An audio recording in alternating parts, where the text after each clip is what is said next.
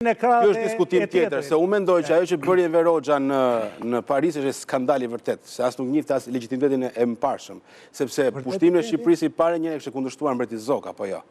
Edhe ai kishte edhe kompleksin ta përmendte Zogun. Duke thënë popullit në datën 6 që do marrë pingat edhe do lufton. Jo, duke kundërshtuar dhe në lidhjen e kombeve duke cilësuar pushtim. Dakor? Dhe ai kishte kompleks ta përmendte këtë si legitimitet kaluar. Lidhje kombe Zogu më kush e po lidhje Zogu 30 Po pse Shqipëria pushtua dhe nuk përmendte fare. Ende për të gjetur një vend ka bredhur në bënim pyetje Enver Hoxhës tani, a është Shqipëria bashkësulmuese me Italinë për ndaj Greqisë dhe s'kishte aftësinë të jepte përgjigje tani të lutem shumë, po patjetër se kishte kompleksin të përmendte Zogun tani. E ke lexuar ti fjalimin apo ti s'lexon asgjë nga Enver Hoxha? Po lexoj fjalimin. Po fjalimin që ka mbajtur. E ke dëgjuar me vesh, e ke pa me figurë. Në çfarë statusi kjo është propagandë tani? Në çfarë statusi? Kryeministri I përkohshëm I Shqipërisë. I pa një orë për aleatës. Po mirë. Ka qenë? Mbas dokumenteve ka qenë kryeministër I Shqipërisë, ministër I mbrojtjes, I luftës, edhe I jashtëm duket. Edhe ministër I jashtëm. Po I mbante treja pozicione, prandaj edhe komandanti. Prandaj është plym, si thon në Shkodër, plym me firma për ekzekutime pasi kishte rolin e ministrit të mbrojtjes. Të gjitha veprimet ushtarake që bëheshin, gjyqjet ushtarake firmoseshin nga ministri I mbrojtjes, që ishte njëkohësisht dhe kryeministër. Ai u njoh qeveria me kusht që të bëj zgjedhje të lira me datën 5 dhjetor, besoj, të 45-s. Është njohur me kusht nga anglezët, nga amerikanët. Jo, pra, nuk u njohën zgjedhjet. Njohur me kusht. Ke gabim. Nuk u njohën me zgjedhjet I njohën ndërkombëtare. Po tash unë kam bërë para te, ti ke ardhur. Po jo më fare. Ti ke hyrë vonë në histori, tash ti ke marr libra. Nuk u njoh. Zgjedhjet e real sigurisht që u njohën, madje kanë qenë zgjedhje të mbikëqyrura shumë rrept nga të dyja qeveritë, si ajo britanike dhe amerikane nëpërmjet misioneve të tyre, sepse nëse gjeni një deklaratë zyrtare të departamentit të shtetit tani, një zgjedhjet ato zgjedhje, ai referendumin me kokra. Madje ka raporte dhe ishte kushti sikurse u tha me drejt për të njohur këtë qeveri. Tani për dal pak te qëndrimi I mëparshëm I Eraldit. Mos trajtimi, fshirja, heshtja, mos përmendja, në fakt është qëndrimi më I gabuar që mund të bëjmë. Metodë e njohur kjo, me vjetër e njohim këtë. Madje unë mendoj që ai nuk u studiuar sa duhet, ju thoni janë studiuar, nuk u studiuar fare. Jo, të lutem tani. Tani për mua njoftimi që ju me të drejtë aty ndoshta u ngritët. Ishte në rregull? Njoftimi rreshti fundit titujt jam dakord që nuk duhet ishin, ndërsa pjesa tjetër pa dyshim. Vetëm kam edhe për një kështu. Nëse kjo është për të nisur mua. Po me sa më kujtohet mua. Po jo titullin e ka. Heroi I popujve të Jugosllavisë e ka. Atë Jugosllavisë nuk e di. Unë e di që kuvendi I Shqipërisë aty ja ka hequr titullin.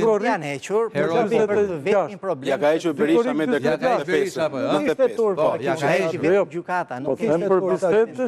Duhet të thënë. Ai ta jep dekoratën me ta heq. Ato I ka. Dekret Berisha më. Tani çështja dakord. Jo, Spaku një gjë duhet mendojën është gabim. Vënia I titujve. Edhe unë qëndroj në këtë lidhje sepse për ta zgjuar apo jo, në momentin që presidenti Republikës ja ka hequr titullin. Por debati këtu është a është figurë historike apo jo? Po kush e mohon që është figurë historike, më patjetër më çështja është për çfarë çfarë figurë historike është. Patjetër. Po edhe Stalini është figurë historike, madje shumë e rëndësishme. Stalini ridimensionoi botën në rolin e vet, po çështja çfarë çase kemi ne me të. Për të mbyllur argumentin. Pra, në opinionin tim, ajo që duhet duhet kishte qenë një njoftim krejt neutral, sikurse kishte edhe personazhet, jo nuk them figurë historike, them personazh historik, se po I the figurë pastaj me ngarkesë. Fillon me ngarkesë emocionale. Që ishin të përshkruar dhe më shkurt se kaq. Pra një kalendar I cili hartohet nga administrata e kuvendit për të thënë deputetëve që në këtë muaj kalendar historik. Por, tani këtu mund kalojmë në diskutimin tjetër. Aty ishte edhe Ahmet Zogu, apo jo? Tani po më thua Erald që Ahmet Zogu ka merit madhe në vendosjen e shtetit demokratik në Shqipëri? Të lutem. Po si s'ka merit, s'ka merit. Ky ishte politik. Po është themeluesi I shtetit modern shqiptar, më tani çfarë do mos e bëjmë diskutim. Ky ishte një politik, një informacioni interparlamentar. Edhe Ahmet Zogu është figurë historike. Dyshim që po. Por nuk mund të thuash tani domethënë që ka merit në prurjen e Shtetit Demokratik, sepse ishte ai që e varrosi atë pak demokraci që u bë 20-24 në shtetin shqiptar. Megjithatë nuk është ky thelbi i problemit. Ne nuk mund të fshim nga historia periudha historike. Sigurisht, jo pra se me këtë qëndrim këtu po shkon. Pra, pastaj bie që vetë përsërisim të njëjtat gjëra. Bien përsëri në ritmin e përsëritjes së gabimeve të kaluara. Kështu që diskutimi duhet shtuar më gjerë për sa i përket titujve, sepse aty po, ku vendi duhet ketë një standard në mënyrën se si harton ato dokumente, padyshim që po, me kujdes të saktuar për personazhe dhe ngjarje të saktuara, krejtësisht dakord, por të gjykojmë tani dhe të fillojmë këtu dhe me teza antihistorike nuk është njohur qeveria shqiptare në konferencën e paqes. Me çfarë roli vajti Enver Hoxha? Enver Hoxha ai që ishte si kryeministri i Shqipërisë vajti. Punar pse lan të flisë atëherë. Po ishte i ftuar më patjetër ishte do tani nuk shtrohet çështja për të fshirë këtë personazh. Ka mbajtur një fjalim dinjiton për periudhën. Unë doja ta shtroja problemin që dolën ky është një komunikim ndërparlamentar dhe kjo mund të zgjidhet edhe brenda për brenda dhe unë them që informacioni është dhënë më shumë për ato deputetët e fshatit, më shumë që s'kan dieni, që kanë ardhur në forma ndryshme, që se kanë njohur. Si ka njohur asnjë nga këto personazhe që s'kan as pas as libër në shtëpi, mund të kenë gjëra të tjera, mund të kenë makina luksoze. Që u shen e banë, pra ti thua që tashmë po rritet një brez i ri i cili nuk e njeh fare Enver Hoxhën? Po patjetër, kush e studion Enver Hoxhën? Natyrisht që nuk e njohin. Po unë doja të thoja që ideja është nëse nuk e njohin atëherë më ta sqaroj unë tani. Atëherë real kjo shton atë unë kam marrë me një pikpyetje. Po. A ishte simboli i komunizmit Enver Hoxha? Një, edhe ta sqaroj unë. Nëse ishte simboli i komunizmit, atëherë të vazhdojmë me rezolutat që kanë bërë Kombet e Bashkuara, duke nisur nga Deklarata Universale e Drejtave të Njerëzit që Shqipëria s'ka marrë pjesë, duke nisur nga rezoluta 240 mbi genocidin miratuar nga Asamblea e Përgjithshme e Kombeve të Bashkuara e 9 dhjetorit 48, duke nisur nga rezoluta 1481 Asamblesë Parlamentare e Këshillit të Evropës e 25 janarit 2006, lidhur me nevojën e dënimit ndërkombëtar të krimeve dhe regjimeve totalitare në përgjithësi dhe komuniste në veçanti, nisur nga rezoluta e 23 shtatorit 2008 mbi shpalljen e 23 gushtit Dita Europiane për kujtimin e viktimave të stalinizmit dhe nazizmit, ose Black Ribbon Day. Dhe në 23 janar të 25-ës është miratuar rezoluta. Me këto duhet marrin deputetët, jo me historizma. Me historizma merremi ne. Po kjo ngrit ra. Me këto merruni ju. Dhe është mbledh në sesion parlamentar. Është sesioni parlamentar i Evropës. Ka firmosur për stalinizmin në kuadrin e luftës Ukrainë-Rusi. Edhe çfarë themi ne këtu? Themi që dënon përdorimin e hapësirave publike të simboleve të regjimeve totalitare dhe ndalon brenda BE-s, ne s'jemi brenda BE-s, por duhet të aspirojmë. Do të jemi një hap, mrapa, jo para, po të jemi aty për përdorimin e simboleve naziste dhe komuniste, si me drejt do t'i përmendim, si ishte nazist Zogu, ai me difrashi, nuk vetë dorën zjarë, se se kam parë. Ka qenë nazist? Jo, du të them, atëhere, rezoluta u miratua me 480 vota pro dhe me 50 5 stelle, normalisht Partito Demokratiko Italiane, që i di profesori se ka pas, kanë qenë partit tjera në kone profesorit. Abstenuar. Dhe se kam mbyllur, të lutem, se mos në e merë kohën televizive, se si në parlament, se aty, jo, do të mbyll me këtë, që rezoluta u bë motivi rezolutës ishte falsifikimi dhe disinformacioni, që Ukrajina është e jona, dhe unë kam sjell 2 dokumenta për disinformimin dhe falsifikimin. Tani, tham, është simboli komunizmit, këtu po flitet vetëm për simbolet e komunizmit. Gjithë të rezoluta që thash dhe shpallja e ditës kjo. A është si pas te? Black Ribbon Day. Po, tash do parashtrohet se po imitoj profesorët, po e nis me hipoteza. A ishte simboli komunizmit? Diktatori, po patjetër. A ishte profesor? Simboli komunizmit, dhe këtu dënohen vetëm simbolet e komunizmit. Historiantë e huaj, thonë, Enveri që komunist nacionalist. Të huajt.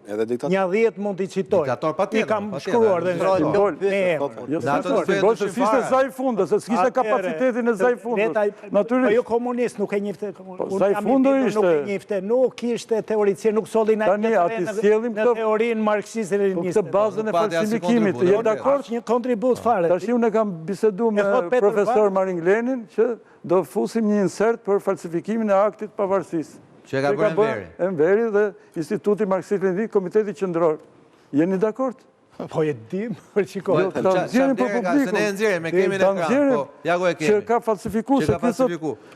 Motivi rezolutës është falsifikimi i historisë. Po që kjo gjëja me rëndë që ka bërë... Urdhërë ke falsifikimin e aktit pavarësisë nga Enver Hoxha dhe nga Komiteti Qendror dhe nga Instituti Marksist-Leninist dhe nga profesori juaj, zoti Kristof Rashi. Kjo është me keqja e Enverit, kjo është me keqja e Enverit. Po them si historian, si politikan keni Heraldin, fol me Heraldin. Jo, pra edhe si historian lek, nisim nga piramida. Ka heq 20 autor, 20 firmëtar. Kush është ai që heq 20? Tani, ke lidhe me komunizmin, duhet jesh komunist që të falsifikosh dokumentat? Ose duhet jetë në atë periudhë ishte komunist. Po them që ishte komunist, Enveri, se ka qenë 37 vjetë ishte komunist. Me lejo të themon, me dy fjalë. Ta thash që tu huet që kanë albanolog, Peter Bartley, që ka vdek para 2 vjetësh, është albanolog, ndoshta i fundit albanolog e i huaj që iku. Shumë i mirë, po. Ja kështu thot ai, Enver Hoxha ka qenë një komunist nacionalist, i cili nacionalizmin e ti e fshihte dhe fshihte keq, thot, me një lakë komunist. Po mirë, po në kohë që aja akuzohet... Do të dinde Xhaxhain me aty... Një akuzat kërësore do të dinde emrin me falsifiku dokumentin e pavarësisë që e ka zhduk. Ajo Kosovës do... Meremi dhe ma... A i lidha buku me... Meremi me Kosovën e Parisin, me rezolutën e Kosovën. Në Paris nuk e ngritim. Tani, për t'i vëm për kanë mi. Enver Hoxha, jo, po prisës, ka kaluar, ke kaluar orën? E kam kaluar, mos e nëziri natin e dhomës parlamentit, që se ke marrë fjallën dhe një. Merja doktorit. Këtu ka barazi, nuk lejojmë. Pra, ka qenë, ka drejtuar shtetin shqiptar të diktaturës e proletariatit. Duke qenë dhe diktator. Kur doli kjo? Diktatura proletariatit?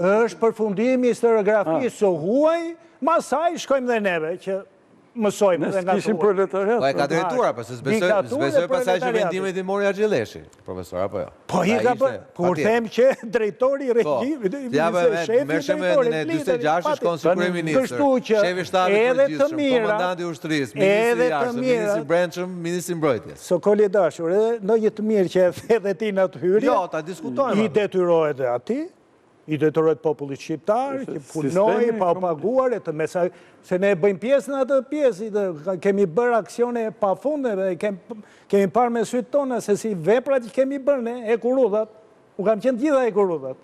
Po jeni bashkë aksioner. Po, aksioner. Edhe atë u shitën skrap pasaj, mas në 10-ës.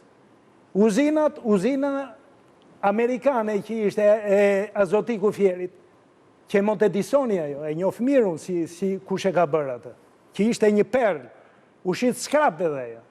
Ti themi dhe këto. Unë ngritën ato. Në kurizin tonë, që paguashim keq, jetonim keq, të tjera, por i bërë. Profesor, të e fjallën e rali, por. Ti themi thelbit, sa. Unë besoj që Enver Hoxha studuar shumë pak. Unë mendoj që ne do të merremi shumë Enver Hoxha. Jemi marrë 50 vite, 30 vite, nuk mjafton. Ka shumë gjëra drejtësie që duhen studuar të Enver Hoxhës. Për mua që unë jam marrë, se jam marrë, për mua ende nuk është zbardhur gjithë mekanizmi krimit gjatë diktaturës. Ka ende shumë përgjigje. Për shumë ju ngritët të pyeten firmosta, nuk firmosta Enveri, se ka qenë Stalin nuk firmoste, për shumë vepronin të tjerët. Ky çfarë bënte? Si e drejtonte, si e kishte mekanizmin e dhunës, si funksiononte sigurimi i shtetit. ku ishte roli këtij, ku ishte roli. Gjitha këto elemente janë ende të ishte hartuesi i sigurimit shtetit platformave. Për natyrën e ashpërsisë që ka bërë regjimi, për përgjegjësitë direkte të këtij atij. Kështu që po edhe që pjesa e luftës patjetër, edhe pjesa e para luftës, ka shumë drejtje të Verozës. Duhet parë me kujdes. Jem dakord që ka shumë për studiuar, jo vetëm për të, po dhe për sistemin në tërësi, dhe kjo nuk është e veçori për vërtet, është cikël historik, shkenca historike kështu funksionon. Por, po ashtu duhet theksuar që këtu nuk shtrohet çështja e sistemit dhe nëse ishte apo jo Enver Hoxha diktator, ndërkohë që ai diktaturë e proletariatit e mbaj mend të gjithë në çdo mur. Edhe kishte në kushtetuar. Dhe po ashtu nuk shtrohet çështja, domethënë që ne duhet ta përmendim apo jo. Çështja shtrohet që duhet bëjmë analizë të plot të saj përket të gjithë sistemit. Dimensioni politik, ku brenda këtij dimensioni politik, dhuna, vrasja, përndjekja, sigurisht që është dimensioni më rëndësishëm dhe që për hir të vërtetës jo është studiuar këto 35 vjet, por kam përshtypjen se dhe shtej kaluar ndonjëherë në pikpamje të vërtetës historike, çka do kthehet në një bumerang shumë të keq kur të vi puna që të ftohen gjërat ende më shumë, sepse nëse nuk i rrim të vërtetës, nëse e shtojmë, e manipulojmë të vërtetën, sikurse ndodh rëndom, rreziku është shumë i madh që të përsëriten përsëri shumë gjëra, sepse do jenë pabesueshme. Por ama është dimensioni më i rëndësishëm, po këtu profesori me drejt përmendi që në sa aksione ka marrë pjesë, ka histori sociale, ka histori ushtarake, ka histori ekonomike dhe gjitha me radhë. Pra, ne nuk shtrojmë pyetjen sot ishte mirë, a ishte keq në diktaturë. Kjo besoj nuk ka vend fare. Dihet që ishte një sistem ku po munguan të drejtat e njeriut, po qenë kufizuara, nuk bëhet fjalë. Pra je njeri që jeton nën diktaturë. Kjo nuk diskutohet. Por ama nga ana tjetër, në burg edhe kur si qeli. Po sigurisht. Por nga ana tjetër nuk mund të ndodhë që të zerohen të gjitha ato arritje që kanë bërë njerëzit. Po nuk mori Enver Hoxha kazmën dhe vajtin në aksion. E bën shqiptarët. Nuk mund të kalosh në prishje shkatrim të gjitha asaj pronet përbashkët që u ndërtua.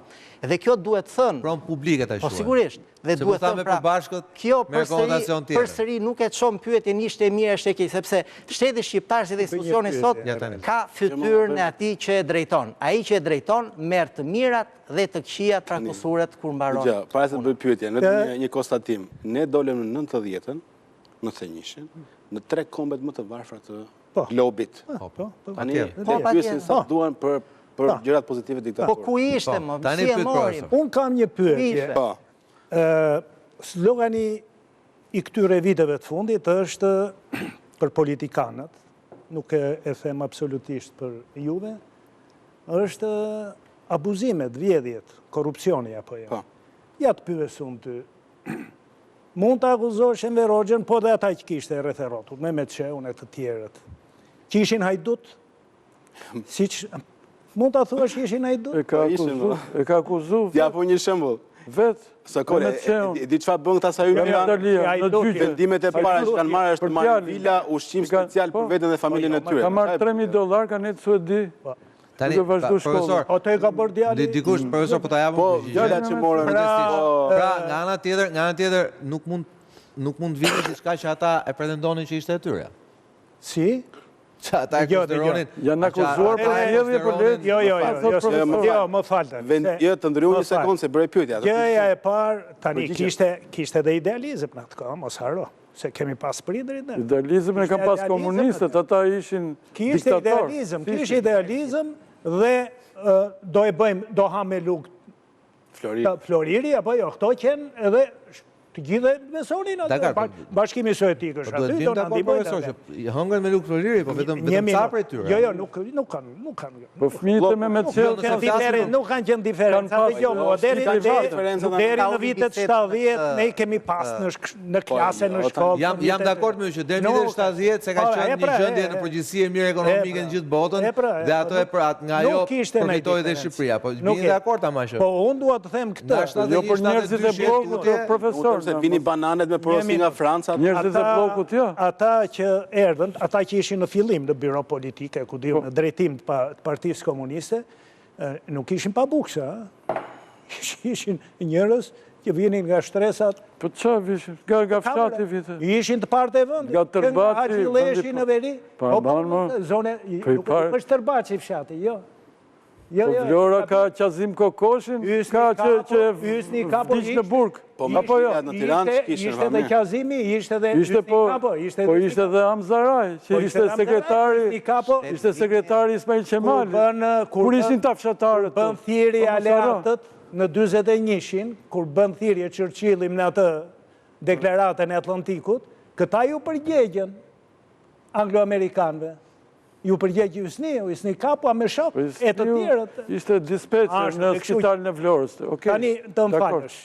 E kam fjallën këtu, këto ishin familje me shlympezën, me thash me Argjileshin, me të gjithë, po ishin familje, po ishin dhe të pasur, kishe antarë të byros që ishin latifondist. Dhe këta i lanë të parët pronat e tyre, kur thanë që do bëjmë kooperativa, i lanë, nuk është se i mbajtën vetë. T'ju marin dhe të tjerve. Si që ka ndodhur masë në dhjetë. Qa vilët? Po vilët kush i rëndodhe? Nuk ishe ikën. Të pasur ishte e Qerem Bej Vlora, ishin Vrion, të janë të pasur. Gje pa që bërë Enveri. Kush ka ngelur? Sali Berisha në që ose ka ngelur? Eshtë ka zënë suitat në Hotel Dajti dhe ka qëndru një 5-6 muajtje në suit Hotel Dajtit. Pasaj iku nga Hotel Dajti dhe mori vilën më të mirë në zonën e blokut. Ati inxinjerit italian. Të gjithë ta pasaj, po që koshti ministrat. Po tani të lutem kap edhe zveri syren dhe zije, ke shkresat e para të ministrave, unë kam parë të me dashtyllës për shembull, aktet e para si ministr, di që afirmoste, vendim, unë si ministr të kem shtëpi, familja ime të ketë ushqim të pandërprer, për veten e vetë. Ukrajinës. Po e të kam përshtypjen se po e diskutojmë në atë gabinet gjithmonë, duke u munduar të interpretojmë historinë e Shqipërisë si një histori brenda fshatit tonë. Pra ky i tha ati i mori atë bëri këtë. Po është fakto marrë tani që i rrëmbyen vilat. Po janë gjëra banale, tani më vjen keq. Po bëre ai ishte në Hajdut. Profesor, nuk qëndron ai Hajdut ishin pra, erdhi në Tiranë, ai zuri vilat më të mira. I përzuri njerëz të shkret. Po si që Hajdut më. Si që Hajdut më. Ore unë di, shoku im është pushkatuar e ditë në 81-shin. Më fal. Është pushkatuar që edhe antar partie. Vilat që u morën. Sepse ishte me liq, vodhe 1,5 milion lek. Po unë bajmë në kohën time të bëjë. Po jo më ka ikur mos e them emrin tani. 2-3 fatorinë dhe 2 shoferë, autobusës Tiranë dhe ato u pushkatuan. Po them njerëz që kanë qenë niprit e Usni Kapos janë futur në burg. 1 e 2, janë futur në burg, edhe për... Po sa vetë futin nga familja në punë, edhe me qeu ujë... Sa vetë futin në punë, në Ministrit Brendshme, Ministrit Mbrojtjes? Ore, këtë jam dakord me ty, hajde flasim për sistemin, e flasim për sistem, kjo në qonë tani ke visheshin... Po ju e hape pra, e hape, a ishën Hajdut, po sigur që ishën Hajdut, më thashtë... Ma thua e Hajdut, kush është dënuar? Kush është dënuar? Si kush është dënuar? Si Hajdut. Po vdiqën pra se do të janë akuzuar fëmijët e Mehmetçeut i ke në proces gjyqësor. Janë probleme tani ta kthejmë diskutim tamam. Se u dënuan për kafe është problem tjetër. Nuk është, po kjo është pjesë e problemit real, sepse asnjëherë nuk u bë një proces. Nuremberg nuk u bë. Nuk u bë proces ku njerëzit ta shikonin me çfarë cilët ishin njerëzit cilët i qeverisën dhe për gjërat që ata themi bën mirë apo keq. Në fund fare u hetuan për kafe dhe u hetuan nga një regjim i cili erdhi si kundërshtues i atij regjimi. Dhe i bëri vilat, i bëri me 10 kafe. Kush e kundërshton? Edhe u bë me 10 vila. Dhe në fund fare i hetuan për kafe. Po prandaj ndoshta është ai momenti i përgjigjimit asaj pyetjes, vetëm pas publicitetit që është një gjyq historik që duhet i bëhet Enverit apo periudhës tij. Rikthehemi pas pak.